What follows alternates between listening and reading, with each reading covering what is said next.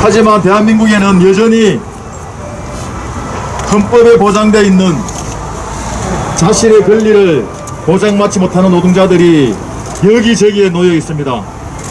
특수고용 노동자라고, 간접고용 노동자라고, 플랫폼 노동자라고, 그리고 이주 노동자라고 해서 근로기준법을 적용받지 못합니다. 지난번 코로나 백신 모두에게 적용하라, 이렇게 민주노총이 이야기했습니다. 코로나는 모두에게 공평하게 다가왔지만 그 코로나를 극복하는 과정에서의 노동자들은 여전히 소외되었습니다. 대기업이나 노동조합이 있는 사업장에서는 그나마 코로나 백신으로 인한 휴가를 받을 수 있다고 합니다. 하지만 5인 미만 사업장이나 여전히 법의 사각지대에 놓여 있는 이주 노동자, 여성 노동자, 소외된 노동자들에겐 코로나 백신조차도 불공정하게 다가옵니다. 이름에도 불구하고 정부에서는 5인 미만 사업장 노동자들에겐 또다시 그림의 떡인 빨간날, 사라진 빨간날을 되찾게 해준다고 합니다. 누구에게, 누가 어떤 이야기를 했는지 모르겠습니다. 다시 한번 정부에 촉구합니다.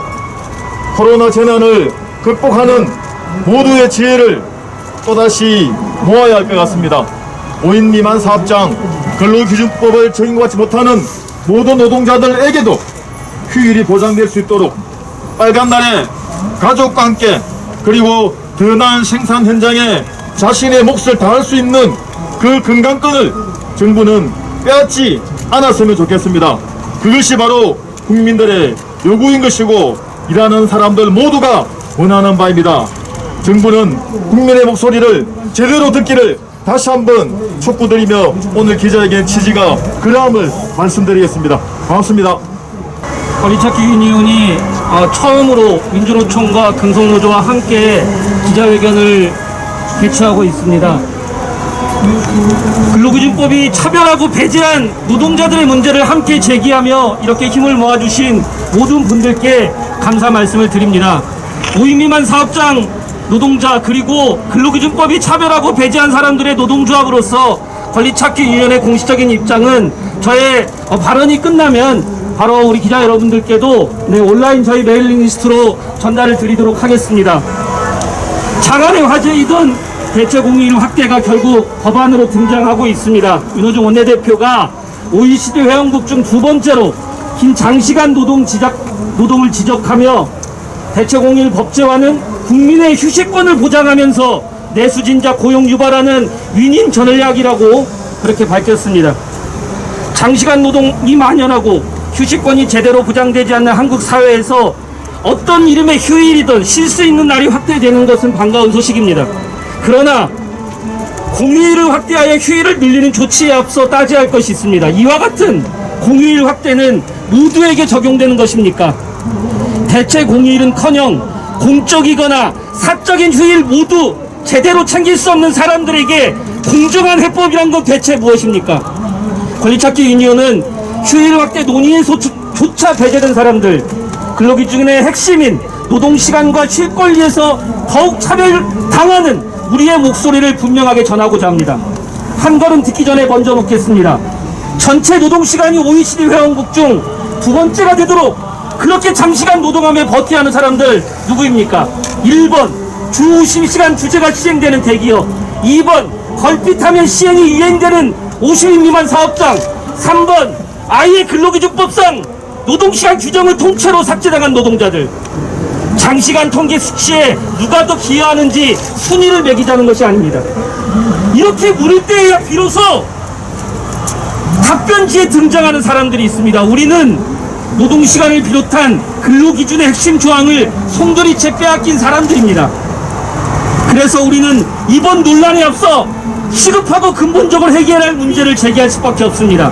근로시간 제한 규정이 적용되지 않는 5인 미만 사업장에서 주 80시간 일하며 버텨야 하는 상황, 근로시간만 제한 없는 것이 아니라 추가 노동에 수당을 전혀 받지 못하고, 그래서 아예 근로시간을 체크하지도 않는 사업장에서 장시간을 공짜로 일해야 하는 문제를 해결해야 합니다. 비로소 한 걸음 내딛고 이 자리에서 더 말씀드릴 게 있습니다. 이번 대체 공휴일 확대 논의는 물론이고, 이에 대한 논란에서조차 빠진 것은 이른바 근로기준법을 빼앗긴 노동자들입니다. 노동을 하며 살아가지만 근로기준법과 노동법에 의한 노동자 권리를 보장받지 못하는 노동자들, 그래서 장시간 노동 통계에서조차 누락된 사람들에게도 노동시간이란 게 있습니다.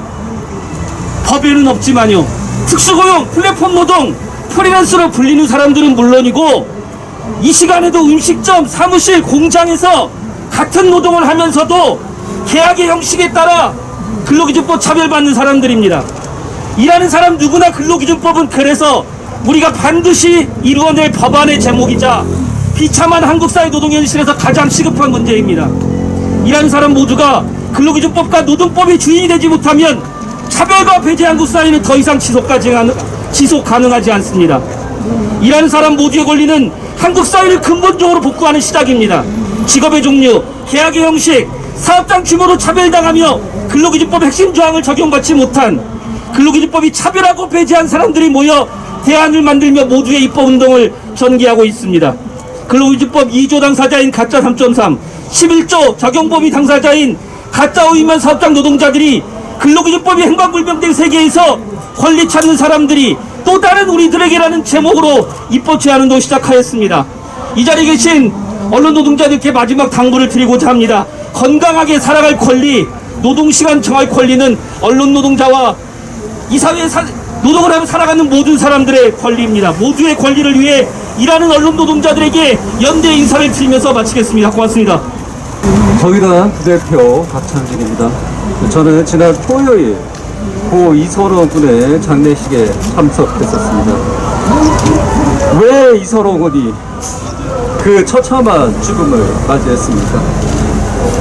그 죽음 이면에는 허울 좋은 법만 통과시키는 양대 정당의 노동자를 무시하고 일하는 사람의 권리를 보장하지 않겠다는 악랄한 의식이 포함되어 있기 때문입니다. 중대재해처벌법을 통과시켰지만 그 법을 갈기갈기 찢어서 사업주가 처벌받을 수 있는 악법이라며 그 법에 수많은 허점들을 남겼습니다. 그래서 사업장에서 노동자가 죽어가도 실제로 사업주가 처벌받는 경우가 한 건도 없었습니다. 오히려 함께 일하던 동료가 그 죄를 뒤집어쓰고 감옥에 가고 있습니다. 근로기준법이 무엇입니까? 근로자의 기본적 생활을 보장하고 향상시키며 균형 있는 경제 발전을 깨한다는 것이 그 목적으로 나와 있습니다. 과연 이 법이 현재 모든 일하는 사람들에게 적용되고 있습니까? 연장, 야간, 휴일, 가산수당 적용, 연차수당, 주 12시간 근로시간 연장 한도, 부당해고 구제 신청, 휴업수당, 이 모든 것이 5인 이상 사업장에만 별도로 적용되는 내용입니다. 이미 이 법은 사람 차별법입니다. 또 직장 내 괴롭힘 방지법이 5인 미만 사업장에는 적용되고 있지 않아서 부당 해고를 당하거나 직장 내 괴롭힘을 당해도 5인 미만의 사업장 노동자들은 신고조차 못하고 있습니다. 이번에 민주당은 국민 공휴일에 대한 법률을 통과시켜 대체 휴일을 국민에게 돌려주겠다며 새빨간 거짓말을 해대고 있습니다. 5인 미만 사업장의 경우 유급 휴가를 적용하지 않는 현행 근로기준법으로 인해 일괄적인 휴무일을 지정해도 쉬지 못하는 노동자가 수없이 여전히 존재하는데도 말입니다. 정부와 여당은 일하는 모든 사람의 권리를 위해 예외 없는 국민 공휴일 법률을 통과시켜야 합니다. 그리고 무엇보다 근로기준법 자체의 전면적 개정을 통해 일하는 모든 노동자의 권리가 보장되도록 해야 되겠습니다. 저희 정의당은 기득권 편에 서 있는 양대 정당과 맞서서 우리 일하는 모든 사람들의 권리가 보장되고 더 이상 일하는 곳에서 죽어가는 노동자가 없도록 우리 국민들의 안전과 생명, 노동자의 살아갈 권리, 차별과 배제가 없는 세상을 만들기 위해 앞장서 나가겠습니다. 감사합니다.